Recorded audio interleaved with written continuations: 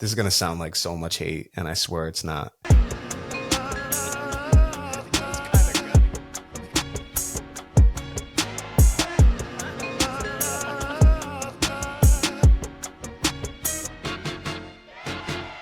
Welcome back to the Warner Brothas Podcast. I'm Kyle, joined as always by my brother Keenan.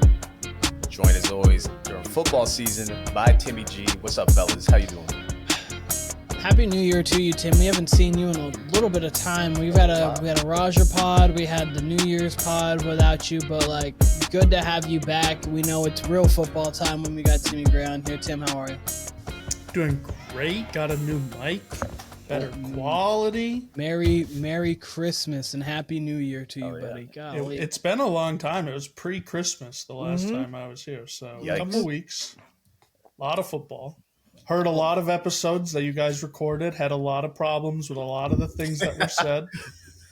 You did take we'll some. We'll get to that in a different day, I guess. You did take some umbrage to the Eli thing, to our Eli Manning conversation. Oh yeah, he's a Giants guy. We're not gonna get into that. Hey, listen, all I know is I don't know many two-time Super Bowl MVP winning quarterbacks that aren't first ballot Hall of Famers, but I know a lot worse quarterbacks that aren't. So okay, well we're not Hall of Fame maybe. First ballot. First ballot, I can't get there, but like you said, that's a discussion for another day. If T.O. can't get in first ballot, then no. Wide receivers and QBs. That's very true. Very different. That is a very true point, Keenan. If I'm the top 5 player ever at my position, bar none, and then I'm not even a top 15 player at my position, no, you're not first ballot. You got a problem with the Hall of Fame, not with Eli Manning, my guy. I'm just saying. Both. I don't both. Both. We're not getting into this, but if Eli's first ballot, we'll get into it sometime. We will. When Eli Manning, when the finalists are announced at the NFL, like around that time, we'll get into it then. But right now, we've got some tiers to get into. Obviously, as we know, Kyle's been doing tiers every 6 weeks, roughly. Around 6 weeks, yeah. It was 6.5 at this point. 6, 12. Yeah, it's about 6.5. 6 and some change. About 6.5 weeks, and I did my quarterback tiers at the beginning of the season. I did it midway, and then last year I had a 14 QB tier list. I just listed them. I didn't even have them in a tier and I went through the same format. I don't have these guys in a tier. I just have the 14 best quarterbacks 14-1 going into these playoffs. I'm going to let everybody know the criteria right now, kind of for me, as it always is. I mentally come under the standpoint of who am I going to draft if I want to go win a Super Bowl right now? And you base that off of obviously your past resume of what you've done, but also how you're playing right now. And it's a mixture of everything. I always have a mixture because, like, obviously, if it was just based off of who's playing the best this season, Mahomes would be around way down the list. But not a shocker, he is towards the top of the list. So he's top 3 and he's not Number 3. 6. But anyways, so like that's kind of where the list for me comes in. I like to have a whole basis of where would I draft these guys if I was a GM and I needed to go win myself a Super Bowl. So at 14, I've got Bo Nix, and has nothing against Bo Nix. I actually like him, how he's playing this season. He has played well, but he's unproven, and there are a couple things with him where it's like, how much you don't know quite yet. How much is it scheme? How much is it him? I like the way he can run and extend plays. He makes the right decision. He plays well within the Sean Payton scheme, and that's what he's supposed to do. But Bo Nix would be 14. The sample size is small. 13, I've got Sam Darnold. I think Sam Darnold has played well this season. I like how he has played. Obviously, the last game that you saw, it wasn't his best showing, but I'm not going to hold one full game against him when he's had a full season of brilliance, even though this is probably the most pressured game he's had this season and he didn't really show up for it. He's got a chance to move forward and get better in himself there. So I have Sam Darnold at 13. I have Russell Wilson at 12. I have not liked the way he's ended the season, but you do have a Super Bowl winning quarterback, a guy who's been to the playoffs multiple times. His last couple showings in the playoffs haven't been the greatest, especially his last showing, but at the same time, he is a guy who the moment won't be too big for him, knowing he's been on the biggest stages, even against the two of the 3 greatest quarterbacks ever in Peyton Manning and Tom Brady on the world's biggest stage. So not world's biggest stage, sorry, in the NFL's biggest stage. I'm not going to say the Olympics, but so Russell Wilson's there at 12. I got Jayden. Olympic, I said world's Olympic biggest winning I want Noah quarterback Lyles Russell to get upset. Wilson. I want Noah Lyles to get upset with me. World championship. I didn't know you were playing against other countries. My bad, Noah. My bad. But 11, we got Jayden Daniels. I think that his playmaking ability, to me, I understand you could have the same kind of thing where if you wanted to have that conversation with Russell Wilson because of the fact that he has the experience, fine. But I do think he's a little bit more of a better playmaker than Bo Nix. I use Bo Nix because both of them don't have the experience of obviously playing in an NFL playoffs. Neither does Sam Darnold, but Sam Darnold's been in the league longer. I like his playmaking ability.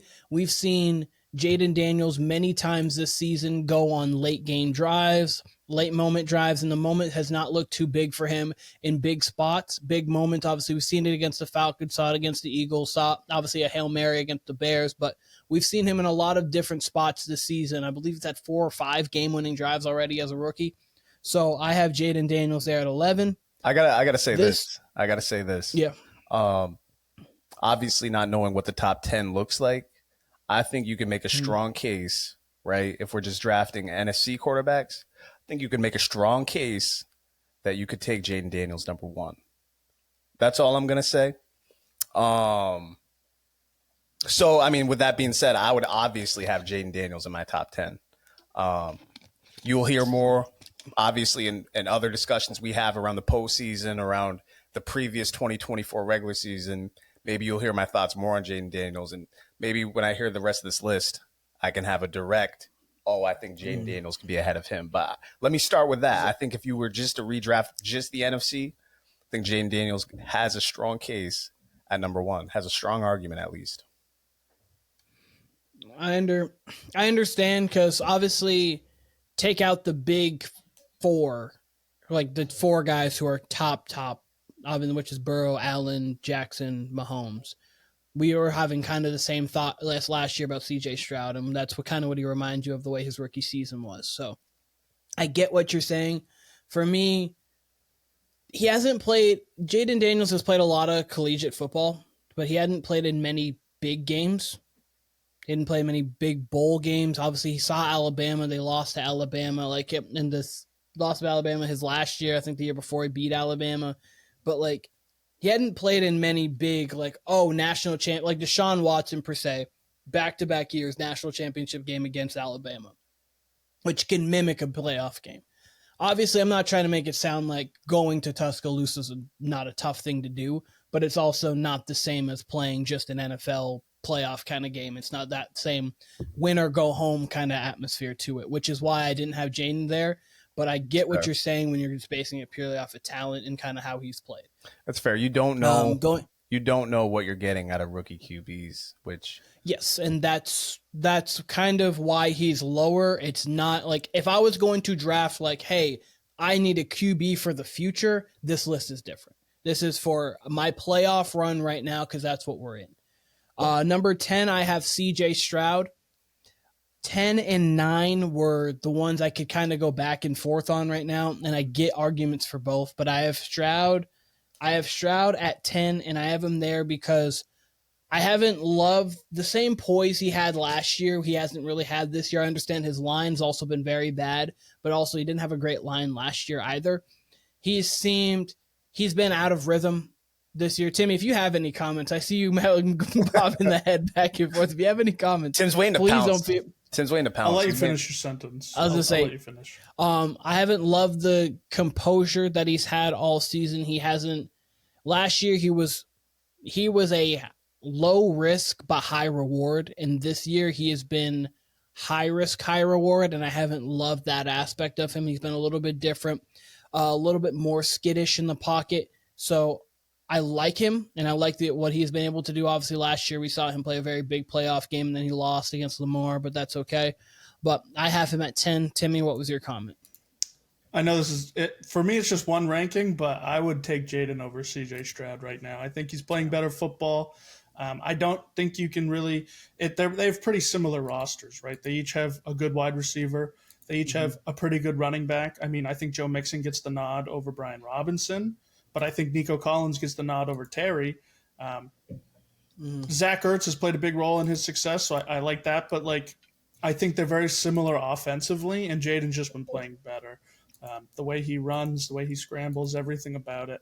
We get that Lamar Jackson feel sometimes. And I don't know. I definitely take Jayden over CJ Stroud. That was the one. As soon as you put him at 11, I was like, I know for a fact I'd take him over CJ Stroud, who I was assuming was 10. That's my only take right now. Fair. My thing with Stroud, I understand it. My thing with Stroud, you mentioned his poise. That's the one thing I think I liked about him this year. I thought his lack of success was due to Bobby Slowick's play calling. And I thought Stroud, like when push came to shove, like 2-minute drill, I thought he held his own. Like watching against him, like if I ever had, let's say I bet against the Texans, I was kind of fearful of him. You know what I mean? Because it feels like he does know where to go with the ball in the pocket. So poise is the one thing I actually did like about Stroud. I just didn't like everything else about the Texans outside of him, Nico, and Joe Mixon and Tank Dell when he was rolling. And it might have not been exactly like poise, but I feel like he was pressing towards the back half of the season. Because I agree with you. Early on in the season, when they were stacking up wins, they started obviously stacking up the L's towards the latter half of the year. But like when they were stacking up wins, that big thing about him was he was having poise in the pocket and he was making those late game decisions. Obviously, made a couple. And his O-line's Bills garbage. kind of coughed up that game. O-line's garbage. Oh yeah, O-line's terrible. Absolutely, O-line's bad, and I prefaced that to start. Like O-line's not good, so I think that might be a little bit of it too. And maybe towards the end of the season, he was realizing, okay, I'm pressing a little bit here, and maybe that was kind of where instead of looking a little bit more, he looked a little bit less like himself, and maybe we'll see that more in the playoffs here because he knows what time it is. But last year, I mean, that was the thing that we loved about him the most is he didn't feel like a rookie as a rookie. And that's what I love about Jayden the most is he doesn't feel like a rookie as a rookie. So 9, I have Justin Herbert. I very much like Justin Herbert. He's only played in one playoff game. He played really well in the first half. He played in the second half. I mean, obviously they blew a 28-point lead. You could lean towards that being coaching and Brandon Staley, but also at the same time, you do have to put a little bit of that on the quarterback. You can't muster any points at all. You got to do a little bit of something there. But Justin Herbert under Jim Harbaugh this season has been playing very sound football. And when he's needed to, he has made plays, especially towards the latter half of the season. I think that he's really shown up and made plays. I think the Bengals game was kind of a little bit of a turning point for the Chargers as a whole. Those are games in the past the Chargers organization loses, but this year that they're able to get a win like that. I like Herbert.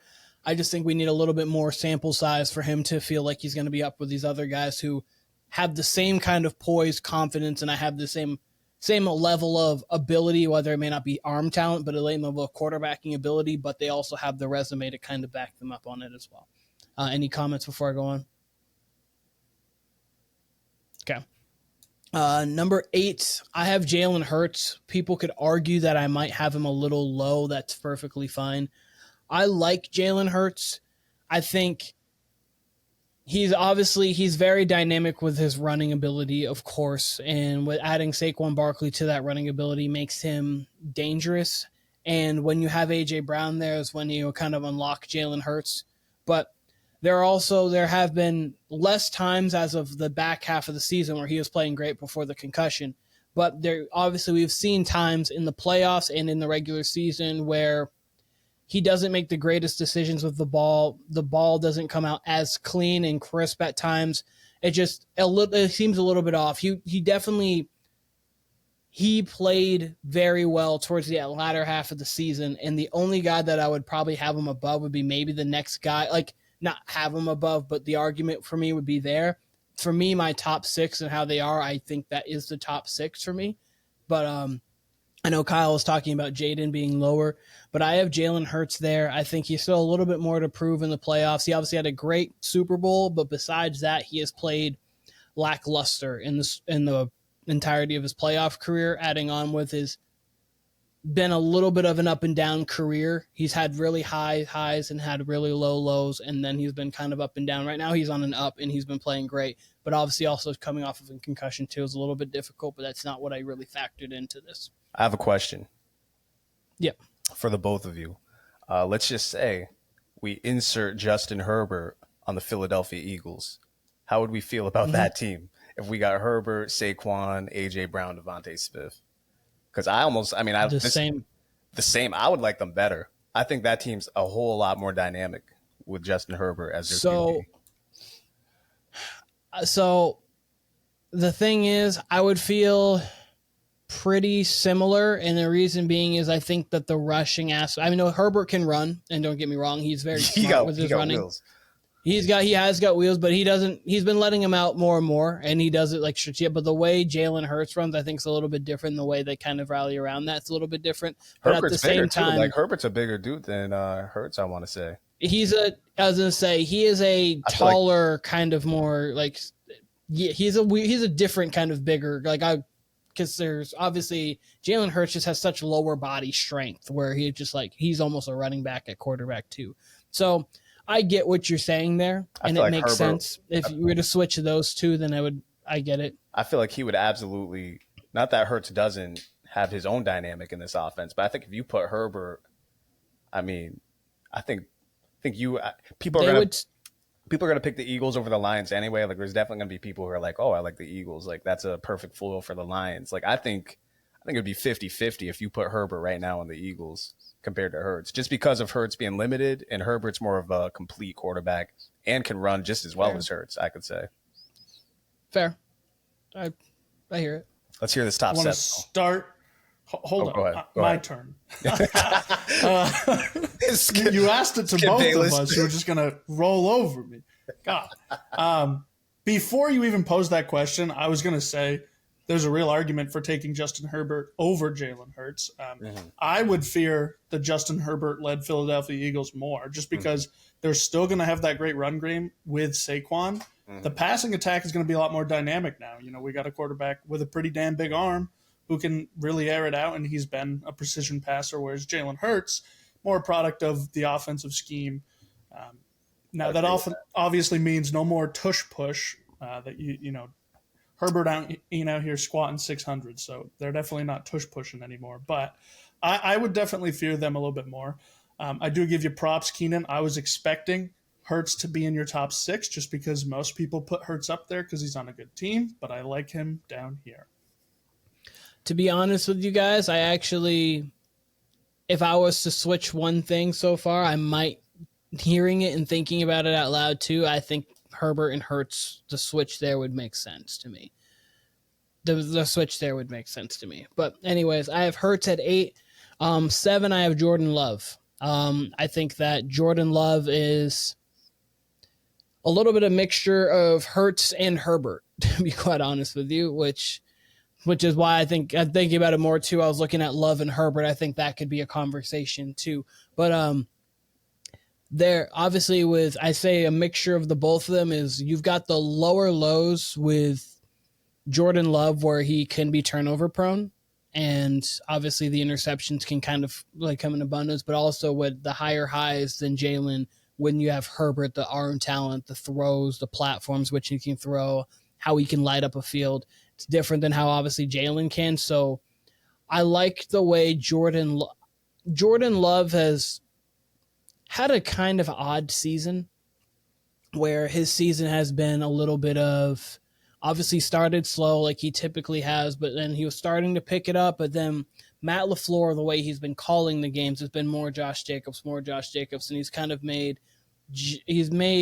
Jordan Love not have to pass as much. It's the same thing that Jim Harbaugh did with Herbert. Just Jim did it from the start, and it's kind of then the opposite. Where towards the back half of the season, you've seen more and more of Herbert throwing, more and more of like letting it unleash. And obviously that has to do with the injury to J.K. Dobbins for a bit. He was out. Obviously Gus Edwards missing time, so your running attack is not as potent as it was to start the season. But he's letting Justin Herbert go more. Like he's been pulling the reins on Jordan Love back a little bit. So that's 7, 8, 9. I could order it a little bit different too. They would be on the same tier, honestly. And even having Herbert at 7, I wouldn't be mad at. Hurts at 9, Love 8. Kind of just like a mixed mangle of that there. What are your guys' thoughts before I go on? I'd probably anything, Kyle? Yeah, go ahead. Yeah, no, I'd probably have her like if we had to order it that way, like just given what we got, I'd probably have Herbert as the highest ranked out of everybody. That's really it. And I might even have him in the top 6 or 5, depending on what the order is here. So fair. I agree. I would definitely have Herbert over Love. And bold take, I would take Jayden over Love too. I'd definitely take Jayden over I don't know if Hurts. it's bold on this pod. Kyle said he would too. I'll take Jayden over at least Hurts. Love, it'd be a toss-up with Love. Like I said, you could make a strong case for Jayden at number one in the NFC in general. I'm a super huge impressed fan of Jayden. I'm just letting him. I'm just trying to let it happen. Let him have a big game against Tampa. Like I think he can. With me, it's just the throws he makes. He's definitely his age. He doesn't look like a rookie QB because I mean he's 25, right? He's already in his mid-20s and he plays it.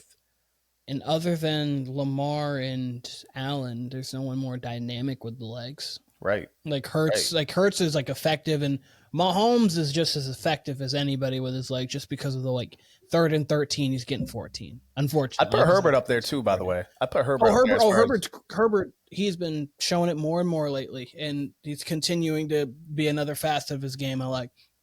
But okay, so you guys would probably have Herbert, Daniels a little bit higher. Fine. 6 is Baker. It's fair. I think I very much like Baker. Obviously, he had a phenomenal season. Didn't have the greatest last game, but he had a phenomenal season. We've seen him in multiple playoff games. He beat the Steelers on the road, and then he plays well against the Chiefs as a game of Mahomes ended up going out. Then, obviously, we saw him last year. We saw him go toe-to-toe with the Lions. We saw him dog walk the Eagles. I think, and he's a guy who is always not afraid to have a chip on his shoulder, and he's always had the odds stacked against him kind of thing. He was a walk-on. I don't even think a walk-on went to Texas Tech, then went to Oklahoma. But anyway, whatever his path was, I know he was a walk-on to I'm going to try to play quarterback. And then he was – but I love Baker at 6 here. I think that I'm taking Baker over a lot of quarterbacks just because I love the poise that he has, and he's shown that he's a true almost a budding star in the NFL, honestly. I like him there at 6. Any questions before I move to 5? I would take Herbert over Baker. Ooh. That's a good argument. When you said your top 6 was solidified, I honestly didn't expect Baker to be in it. So I think your top 5 is solidified. Probably your top 4 is 100% solidified because I know who 5 is, but 6 through 9 here, you could put them in any order, and it would not. Do you know who 5 is officially? It better be Matthew Stafford. If it's not, then I don't know. Okay, yeah. Let me say my this 5 about is Matthew Stafford, but go on. Let me say this about Baker. 2 things. Tim's completely right. Herbert Mayfield is such a great argument. Mm-hmm. You could, I mean, not with resume, but you honestly can make just talent, just on ability, and especially having the Harbaugh backing, you could make a true argument for Herbert over just about anybody. Honestly, you're not taking him over Mahomes, Jackson, and Josh Allen, obviously, but let him get a couple wins, and I mean, he's got every bit the talent they do, right? Thing with Baker, you can't deny him. The way Keenan has him at 6 is how I feel about the Bucs. It's you can't really deny the Bucs because they just keep coming back, they keep winning. Baker is playing phenomenal. I think all we heard about Joe Burrow, which is true, by the way, phenomenal season from Joe Burrow. Baker's stats are right there, and they actually got into the playoffs, and they actually won must-win games. They actually beat teams that were maybe we even considered better than the Bucs. Dog walk the Chargers. Sure. Yeah, exactly. Yeah, that was a great win on their part, late in the season too. Yeah, I mean, Baker should be getting just as much MVP love as Joe Burrow, in my opinion. Yeah, no, absolutely. No, he played great, but 5, Matt Stafford, been there, done that, been to a Super Bowl, won a Super Bowl. He's a quarterback who still any arm angle, as tough as any quarterback in the league, he's going to take a hit, he's going to get injured, he can still stay in there. When he has his weapons, when he's right, he's a great quarterback. I have him at 5.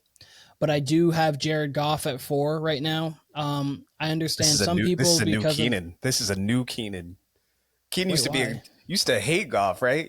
Or not hate him, but used to not be a Goff believer. I used to not be a really big Goff fan and then I guess he went to the Lions and I started to watch more and more and I started to like more and more and I mean, he's a guy. The one thing I've always done is I've given him credit because I completely understand that obviously the Saints got robbed when the play, But you know what did happen? They did go to overtime. Breeze did throw a pick. Goff did make plays to get them into field goal range to get them to a Super Bowl. Obviously, they got outclassed in that Super Bowl. Defensively, got coached in that Super Bowl against the Patriots. Fine, boring Super Bowl, but still 13-3. Jared Goff has been to a Super Bowl. He's been to a conference championship, as we just saw last year, other than the one that he went to the Super Bowl and clearly been in playoff games, been in big playoff moments, and now he's got the road going through him. I mean, that's a little bit of like a Lions take there too, but got the road going through him. But Jared Goff, I think every question about him is answered at this point. Like, it used to be, he can't do anything against the blitz. He was very good against the blitz this year. He's one of the best quarterbacks in the league against the blitz. He can't do this, can't do that. What I know he can do is I know he can play quarterback at a elite level in the league. I mean, he had an elite season this year. He had an elite season last year. Jared Goff at 4.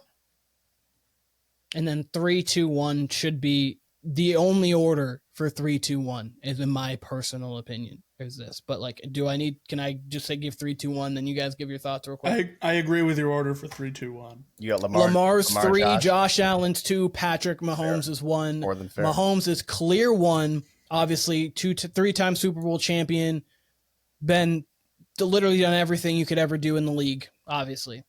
Josh Allen 2, the guy who always goes toe-to-toe with Mahomes, the guy who might have 2 Super Bowls, to be quite honest with you, if it wasn't for Mahomes. Like, he's like that good of a quarterback. And then 3, Lamar, the guy who's obviously won 2 MVPs, has the possibility of winning a third. I don't know. I don't think he will, just because obviously you have a narrative behind it, but easily could have his third MVP this season. But in the playoffs has been lackluster, other than one phenomenal game against the Houston Texans. Black Peyton Manning. Yep, absolutely. Jameis is Black Eli Manning. Lamar is Black Peyton Manning. Yep, absolutely. Lamar's a little bit faster than Peyton, but slightly, just a little bit, just a little bit, and a little worse of an anticipation thrower. And Keenan's Black Cooper Manning somehow. I don't know how we got there, but Keenan's Black Cooper Manning. Black Arch Manning. But let me just shout out to Arch. Hopefully you actually play on. You said Arch. I thought you meant Archie Manning. I thought you meant the Pops. Arch Manning. No, sorry. I was thinking Archie Manning. No, I'm Archie. I'm like, all right. No, I'm Archie. Let me just read this 1-14. Mahomes 1, Allen 2, Lamar 3, Goff 4, Stafford 5, Baker 6, Love 7. I'm actually going to put Herbert 8, Hurts 9. I do agree with that switch after a conversation. Stroud 10, Daniels 11, Wilson 12, Darnold 13, Nix 14. I know we hashed out what you guys feel about Daniels could be up higher, Love could be down lower a little bit than Herbert, but other than that, I don't think there's a whole lot of like argument. Like, obviously there's like preferences. Like, obviously maybe you have Herbert over Baker, as Timmy said, or Daniels or whatever, but like, I don't think there's really a lot to argue, in my personal opinion. In general, it's a fair list. It's a fair list. I would say for me, and this would have happened no matter what order your list would have been. I think Stafford is the hardest one for me to evaluate personally. I think you could have told me if you would have had Baker or Herbert specifically ahead of Stafford, I would have been okay with it. But I also could have seen myself being like, that's disrespectful to Stafford. So I think 5's perfect for Stafford in a way because it's giving him the respect. But on a given day, I can't tell, not necessarily that he's washed, but, you know, if he's in the Aaron Rodgers zone at least. You know what I mean? Because they do have their weapons. And, you know, we'll talk about this more when I do my tiers. But that team's full of weapons, and it seems like they're constantly, aside from that Bills game, underperforming as far as offense goes. So, but who knows if that's Stafford or if that's more, who knows what it is. So, yeah. I'm in the same, Stafford was tough for me too, because like, could you see Stafford going head to head with Mahomes even? Yeah, sure. I could see it. Sure. Could you see Stafford playing worse than Sam Darnold? Yeah, I could see it. Like, it could happen. Like, obviously, anyone can play worse than anybody, but like, I would be pretty shocked if Mahomes played like a bad game and Darnold played a really good game. Like, I'd be shocked, obviously, of that. If Stafford was like, played an game and Darnold played pretty solid and played better than him, wouldn't throw me for a loop, but even then I'd be like, oh man. But I still have faith in Stafford. I still very much like him. It works perfect for for win you. You any game. It works perfect for you, Keenan, because if we're just saying 2-minute drill down 4, what quarterbacks do you not want to see? Stafford's obviously in that, definitely in the top 5, and maybe even if we're just talking playoffs, maybe Lamar's like in the 8 zone. Who knows? But Stafford's obviously up there. Baker would be up there, and then obviously Mahomes and Allen. But yeah, let Daniels do it in one game. He might sneak up to 2. I'm joking. Allen, literally, Mahomes is cemented 1, Allen cemented 2, and then after that we can have a conversation. But those 2 are cemented there, unless Burrow's in the playoffs, then Allen could maybe get set aside. Maybe. Can we have a real conversation here? Can we have a real conversation? And you guys tell me if I'm bugging or not, or just tell me how you feel about this. Absolutely. I know last year when you did, I don't know if it was before the postseason or if this was going into the postseason, but at one point we had Lamar at 1 over Mahomes, just based on how he was playing. And I would say the same thing this year. I would have Lamar and Josh Allen ahead of Mahomes just off how they're playing, right? Obviously, Allen, sure. Lamar, Allen, but I guess I get what you're saying. But Lamar, absolutely not. You don't think Lamar? You don't think Lamar played better than Mahomes this season? Oh, of course, Lamar played better than Mahomes this season. That's what I'm saying. Burrow played better than Mahomes this season. That's what I'm saying. Of course, if you ranked it, if we're going off this season, Mahomes is a clear number 4 behind him. Yeah, sure, you would take Mahomes, but I'm saying he's a clear number 7. Baker played better than Mahomes this season, but I would never put Baker ahead of him. But I'm saying how you played your position, how you did your job, Mahomes would not be ahead of Josh Allen or Lamar Jackson. And like you said, Baker even and Burrow. Okay. Let me spitball this at you then. Can we say, what is this now, year 6 or 7 for Mahomes? What year is it exactly? Is it 6? 7. Because he's won 3 Super Bowls. He lost in a Super Bowl. He lost in an AFC Championship game to the Patriots. He lost an AFC Championship game to the Bengals. And he did not play his first season. Right. Well, yeah. Right. So technically this is year 8, but 7th playing. Okay, so 7 seasons. Is it fair to say that maybe Mahomes is past his peak? Not past his prime, but past his peak? That he won't reach 50 touchdowns? I don't know the exact stats, but is it fair that we can count more on Lamar and Allen in the regular season than Mahomes? As far as just big stats, as far as just – because Mahomes just these past 2 seasons, and you can blame it on roster. I'm not saying that. Obviously, if you put him in Lamar's shoes right now, maybe Mahomes' numbers go up. Sure. But we look at Josh Allen, that roster wasn't anything crazy offensively. And I think it's easy to say that he played at a much higher level than Mahomes this year. So what do you say about that? Like just level of play constantly. Obviously, like you said, Keen, number 1 postseason, of course we'd want Mahomes as our QB for that team. He's been in the biggest of moments constantly. He's gone to wars. He went head to head with Tom Brady first year starting. You know what I mean? Like he's been through all of it. Of course you want him number 1. But if we're just saying highest of highs, is he still year 2, year 3 Mahomes? I'm going to quickly answer this, Timmy, and then you can go on. I think yes, 100%. I think it just has to do – I think it's the same way you saw it with Brady at times. Obviously, Brady started off his career was not the same guy, but then really, if you start at 2007, kind of Mahomes' first 50-yard season – 50 touchdown season, Brady 50 touchdown season. Brady did have years where it was 29-11 or it was not the same kind of thing, but then also Brady could give you a 36-4. He could give you a 39-12. He could give you a 40-12. He could give you those kind of years, and it just really depended on the cast around him. I think at this point right now, Mahomes is in the understanding that I'm in the winning games business. Sure. It doesn't matter how it's done. Sure. But I do think he has the ability to go off if need be. But I also think no doubt. I'm not saying he wouldn't. I think he just wouldn't. No, I know what you're saying, but I just think that he's not. I think the thing about him, which is why I think he's starting even to become a little bit more Brady-esque in this, he's going to do whatever it takes for him to leave that game with a win. Whether if he needs to go in a shootout and get to 35 points, and especially see it more in the playoffs, then he's going to get to 35 points.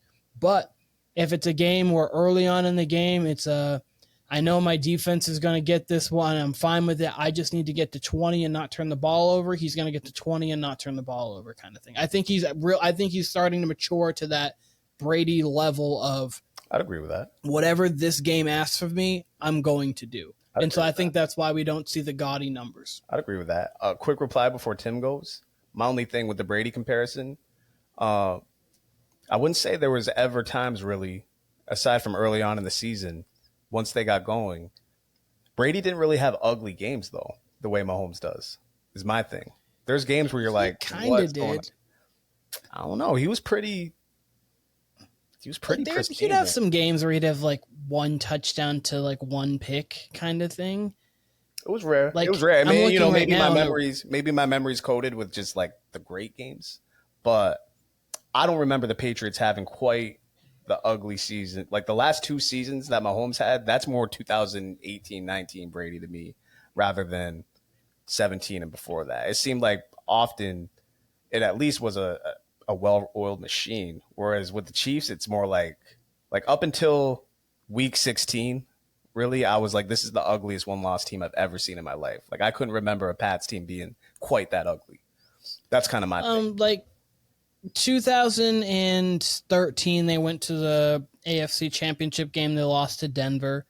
Brady was 25 touchdowns to 11 picks on the season. He had multiple games of 1 touchdown, 1 pick, 0 touchdowns, a pick. But like when he needed to play games, he would do it kind of thing. Mm-hmm. Like, yeah, I feel like Brady had his moments where he was fine. Like he won a game 55-31 against Pittsburgh where he threw for 432 and 4 touchdowns, but also won a game that season 13-10 against the Jets where he was 185 That's kind of what I mean, touchdown. though. That's kind of what I mean. What's Mahomes' equivalent then to that 55-point game? That's kind of what I'm pointing out. It's like it just seems like Mahomes is kind of obviously he still has a talent. I'm not saying that, but it seems like those big games are less and less to me. For him this year, it probably would have been a Steelers game where it was 320 yards, 3 touchdowns, no picks, 76% completion percentage. For sure. And kind of things like that. Go on, Timmy. So just quickly to reply to that, the biggest thing that led to that 303 there was Travis Kelce actually played prior. Travis Kelce did. He played really well. I think with Mahomes, unless they're able to get multiple pieces around him that are proven talent, then we probably won't ever see the 50 touchdown season ever again. I think Keenan's right. He's kind of in his I'm going to go out there and win football games era, and that's going to be what he's going to do for the next 10 years of football. I could totally see it if they got a good team around him. You know, we saw it with Peyton. He had a late 55 touchdown season, so we could definitely see it. For sure. I just don't think it will happen. I think it's likely that he is going to be right in this range where 30 touchdowns is what he's going to be right around, and then play a lot of good football. Yeah, I don't want to talk too much on the Chiefs specifically. So this was the end of the QB tiers. We are going to be having another part here, part 2, where you're going to be hearing Kyle's tiers. This is a tier. This is obviously tier week, and then we're going to right into playoff week. So just tune in to part 2 to see Kyle's tiers.